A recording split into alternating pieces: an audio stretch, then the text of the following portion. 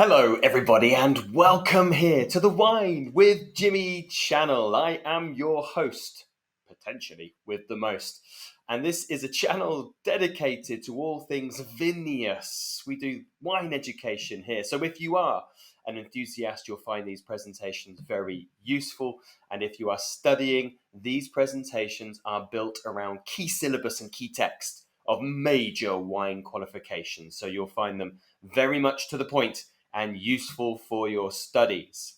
If you have a question, perhaps a comment, please do get in touch by leaving your question and comments below. Make sure you click like and subscribe. So here we have a series looking at the fantastic wines of Australia. We are now on series 2, which is South Australia, the largest producing state within Australia. And here we are on part 2, looking at the Eden Valley within the Barossa zone.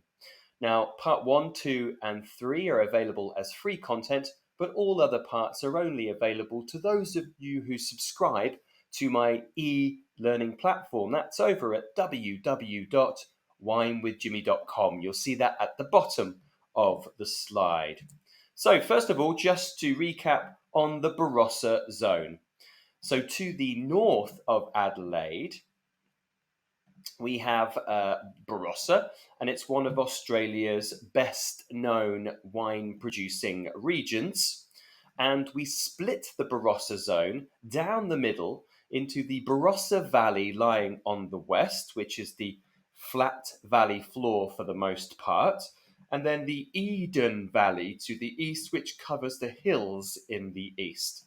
Now, in the Barossa zone, a total, Shiraz is the major grape variety, but in Eden Valley, which we're now focusing on, Riesling certainly notches ahead in the importance of identity in this area. So let's have a look then. Let's introduce the Eden Valley area. So, of course, this is to the east of the Barossa Valley, and it's a little bit of a misnomer because it's not really a valley at all. It's more like a collection of rolling and exposed hills. It forms part of the Mount Lofty Ranges, and in some places, the gradient of the slope can be so steep that it will actually limit mechanization. Vineyards stretch up to around 600 meters above sea level, and of course, with that altitude becomes cooler conditions. There's the wonderful picture of Pusey Vale Vineyards, one of the iconic producers here. The map on the left-hand side I have taken from the previous one and kind of focused on a bit more. You'll see the whole area. The green areas are the vineyards. And compared to the Barossa Valley last time round, it's less concentrated with those green vineyards on the map.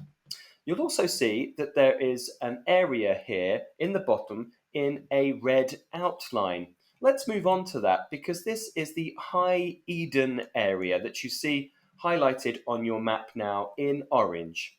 This is an officially registered sub-region at the southern end of the Eden Valley. Now, its average altitudes are actually higher than the rest of the averages of the Eden Valley, sitting at about 450 to 550 meters above sea level. And of course, this results in a cooler climate and a later harvest time. One of the big impacts here is wind. Wind can provide a constant challenge. It's actually quite impactful across the whole Eden Valley, but here it's more significant. So it might need to be that vineyards are protected by site selection, sheltered valleys, or planted with windbreaks. Now, there's not many producers here. Two significant producers are Mount Adam and Gat wines. You'll see we've got a picture there of the Mount Adam Vineyards Estate High Eden Chardonnay on your slide on the right-hand side. So, what about the Eden Valley climate? Now, we know the high sites here, because they go up to quite high altitude, are exposed. The rainfall levels happen to be fairly similar from the climatic data that I took from the Bureau of Meteorology, and that's from 2023 figures. You'll see here the growing season rainfall, which is the column second from the right, is actually quite similar to Barossa, with only a small decrease in the last 20 or 30 years or so. The temperature has increased by about 1.2 degrees Celsius, which is also in line with Barossa. And you'll find that, in fact, the 22-23 season was particularly rainy here, which is more so than Barossa. So I think here the spikes can be a little bit higher with the rainfall. And certainly, if you look across, vineyard locations will tend to be a little bit rainier. This is the region as a whole in this data. The wind I mentioned earlier, we protect by planting, site selection, by windbreaks. However, it can be strong enough, the wind, to affect flowering and ripening. You may find that Eden Valley fruit, certainly towards the end of the season, becomes much thicker with its skins, often producing a lovely sort of more deeper colour in Shiraz, more tannic structure as well, and that's because of the protection the skin gains against the wind. Also, though, windy conditions at flowering can drop yields, which can further increase concentration of the crop. So there we are in terms of the climatic conditions. Now we're looking at the geology. So we mentioned that we have rolling exposed hills with moderate to high steep gradients. This is very commonplace here. So the correct match of site and variety is certainly critical in this region. Now, there are a variety of soil types, probably not as varied as Barossa, but the most common soil ranges from grey to brown in colour, from loamy sand to clay loams. You'll also find quite a lot of the ironstone gravels, quartz gravels, and rock fragments present in the surface and subsurface. Now, these are all very well suited to dry land viticulture, but there are also patches of weaker, sandier soils on the slopes, underlain by weathered mica schists that have reduced water holding capacity. So the soils here are varied, but a little bit more homogeneous than we find in Barossa. Now, also here, now if you have watched my previous video on Barossa, I actually lead talking about old vines from Henschke. They are actually found in the Eden Valley. This is the grandfather block at Henschke's Hill of Grace in the Eden Valley. So the Eden Valley is very well known for old vine plantings, specifically of Shiraz and Riesling, but also varieties like Grenache. Our key white grape variety, very important to lead with this. Now, Eden Valley roughly produces about equal amounts of red and white, but Riesling is the most planted grape variety, making around 1/3 of plantings, though only about 26% of the region's total crush. And this denotes to you actually lower yields for Riesling. The Eden Valley Riesling typical style will have dryness, high acidity, and medium alcohol. You will find a preference for stainless steel, sometimes old oak fermentation, and this will find really a focus on primary character, such as pure citrus, often leaning towards more like lime zest, and floral, often jasmine and other types of blossom. The wines really age well here. So typically you'll find the wine gaining honey, nuttiness, and toasty elements. I often find little bits of like pine nut or pistachio as well.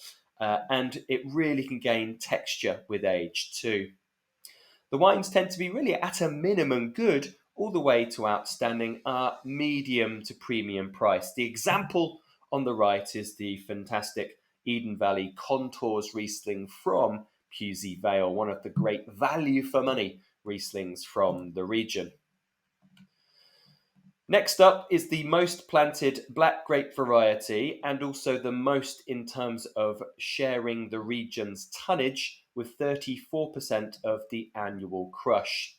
Compared to the Barossa Valley, which is always going to happen being shared in the Barossa zone, Shiraz from the Eden Valley tends to have a marked higher acidity, more structured tannin coming from the wind effect, but also the later harvest, and lower alcohols. The flavours sit between the very ripe Barossa style and the kind of peppery character you get from cooler sites. So you often find a little bit of black pepper in there with licorice with these wines, but ripe, fresh plum, blackberry, and also sweet spices galore from the oak, often brought out by the rotundone spice character of the Shiraz.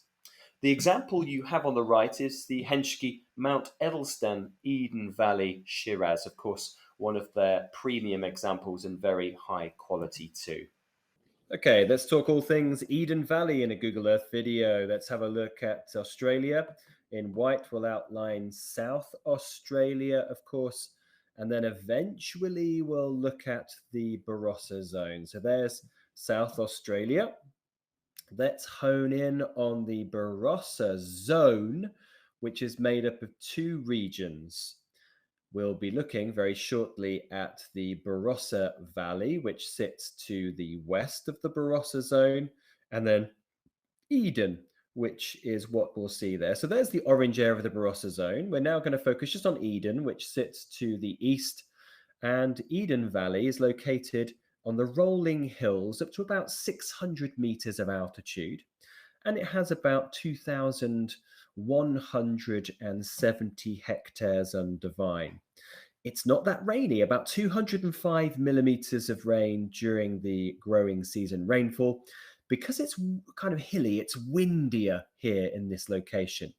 Here we're just focusing on Pusey Vale Vineyard, perhaps one of the most well-known. Look out for Old Vine Shiraz and Riesling. Then, of course, there's a subzone called High Eden at higher average altitudes of about 450 to 550 meters. Two producers here of note, Mount Adam Vineyards, and then also Gat Wines as well. So there's Mount Adam Vineyards. Look at that wonderful contoured topography there with the vineyards following those contours. That's it for the Google Earth video looking at the Eden Valley. Thank you very much for your time. That's the end of the Eden Valley. Please do join me as we go south and we head to the Adelaide Hills next in part 3. It's available as free content, so see you there soon. If you do have any comments or questions, please do get in touch. Perhaps you have tried Eden Valley wines. What are your thoughts on the Rieslings, for example? If you do find yourself in the UK, come and say hello for a glass, class, or bottle. I've been Jimmy Smith. Ciao for now.